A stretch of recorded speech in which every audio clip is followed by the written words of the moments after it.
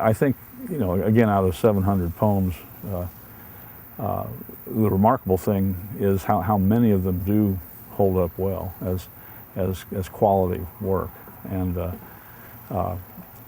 you know, he's got a definite ear. His sense of rhythm, his love of things like alliteration, his pretty much ease with rhyming. Evidently, it just came naturally to him. Sort of like I think in many ways. The poets who write verse, Robert Frost, people like that, some people just sort of get it, and lines come in iambic pentameter. They just sort of think that way, depending on the form they're choosing. But he also experimented. He was, you know, had he had some success with poetry, in publishing poetry, he was dabbling with this, trying that. He'd read a poem that he enjoyed. He'd imitate the rhythm. Trying syncopation, some free verse, you know, but sort of just still kind of flexing his muscles and stretching a little bit. And it's really sad that he didn't have the time to devote to more poetry or to get any of it published in his lifetime. First of all, that he's not only, I think not only a good poet, but he goes beyond that. His best stuff is truly great. And for a young man who pretty much, as far as we can tell, most of the poetic typescripts are not dated. Howard had this habit of not putting a date on most of the stuff he was hammering out.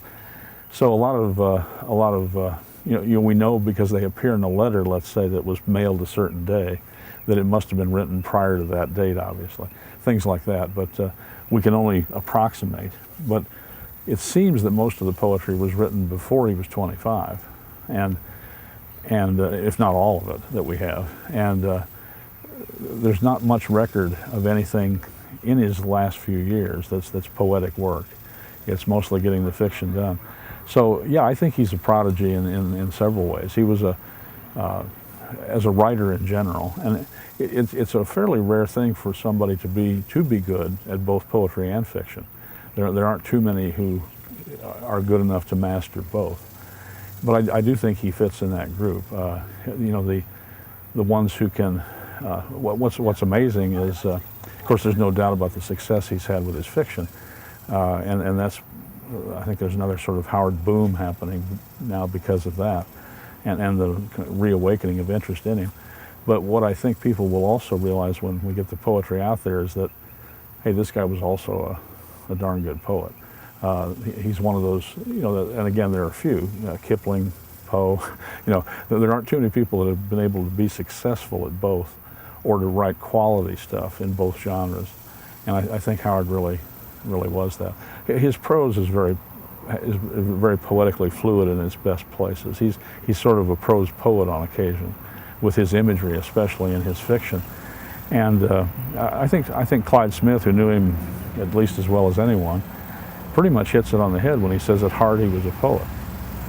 You know, so, and I think that once the world out there gets to see more of it, I think he'll maybe be reconsidered, or actually not reconsidered. He'll be considered finally in a place in early American 20th century poetry that probably should put him right in the picture. It's a different kind of stuff from, let's say, Robert Frost or E.A. Robinson or some of the, you know, they're the people already in the canon from the early 20th century who are, you know, doubtless great poets. There's no question about this. But I think that the best of his stuff will stand up favorably to that. I don't think that there's a range of theme and topic, and there's a range of form. I would say that there are great examples in almost every one of those 30 divisions I mentioned that I kind of thought up for the selected group. There's doubtless at least a poem or two in each section that would have to be considered, you know, top notch. I think some of his stuff is sort of almost eerily predictive of what's going to happen in the world, in what would have been, you know, his future. The Hills of Kandahar, one of his best poems, maybe the best poem in the lyric sense. Of course, going to Afghanistan again with the theme, and he writes in his fiction about that area too. But he talks about how Alexander the Great's been there. It's the troubled region where wave after wave of civilization and humanity have kind of come through, never to remain. So that one hits, of course, on his theme that everything is kind of temporal and transient, and that poems like Recompense, some of his best stuff, I think, is on poetry itself, and on the amazing ability of the imagination itself to be creative and inventive. A couple poems. Well, the sonnets are uniformly good. One sonnet, which is a hard thing to do, is a narrative sonnet. There are more than one that are narratives, but a thing called Miser's Gold is in 14 lines. A thing that Lovecraft never could really do real well is tell the micro horror story or the micro story in 14 lines in sections like Fungi from Yuggoth and Lovecraft stuff. Howard, in those 14 lines of Miser's Gold, actually succeeds in having just the right amount of information in each line to tell us fairly quickly, very quickly, a story that unfolds with a fairly complex plot. Flashbacks, a sort of a nice surprise ending, and the thing is perfectly rhymed and metered. It's iambic pentameter. I think it's even his usual form was the Italian sonnet, which is tougher to write than the English. So he's, he was, I think, really a prodigy, a genius, and the sad thing, not only that he didn't live longer to write more stuff in general, but that he couldn't find that market to make poetry more of a thing that would be his one more angle of his later years. One of the common themes in Howard's studies is how did this fellow? It's sort of like the debate that still amazingly keeps on going about was it really Shakespeare who wrote all those great plays, or did Francis Bacon sneak in there? How could this lad from Stratford, this bumpkin from out in rural England, have possibly learned enough of the language and to be the great dramatist he is? I think that here maybe the relative isolation of this small town in the middle of Texas with not a whole bunch of bigger towns. You have to go to Abilene or Brownwood to find anything like a city. And it was a longer trip then than it is now. You're talking a couple hours instead of a half an hour or so. And the roads, just not conducive to it. I think it may have forced him in some way. My theory on this is that actually it maybe kindled or stimulated that imagination, because it was maybe the only way he could travel and do what he wanted to do was through the reading of places, and a lot of history books, a lot of history read, a lot of literature, and I think if it weren't for that small, close circle of friends, and pretty much.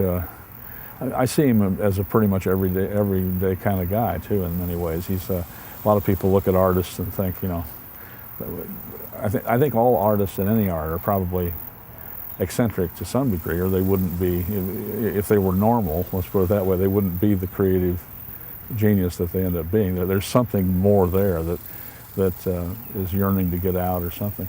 And I think Howard does that with reading, and then he kind of writes himself free, I think. He's got a vivid, he's obviously bright, he's got a vivid enough imagination. His mother instills a love of words. There's a strong, he didn't think much of formal education, as he writes on a few occasions. But in a very real sense, in his early years especially, he was kind of homeschooled more than many folks would be. Obviously, being the son of a professional helps probably to some degree.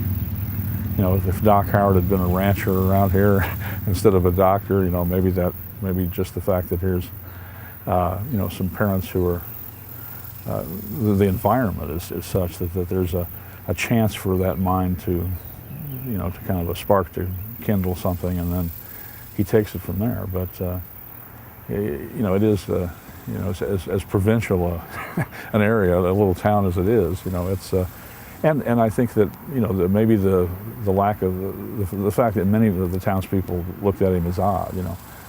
Well, okay, you write, but what's your job? What do you really do? And they would be amazed. Most of them, of course, didn't know how much he was actually able to make doing that, more than pretty much anybody in town in the Depression. But even that sort of looking at him askance, I think, was another goad maybe to him to say, okay, well, I'll show these people. I can do this. I know I can do this. And he, pretty much a determined, creative young man who, again, like I say in one essay, I think he actually writes himself free in a sense. He uses his mind to travel and break free of the physical environment he's actually got.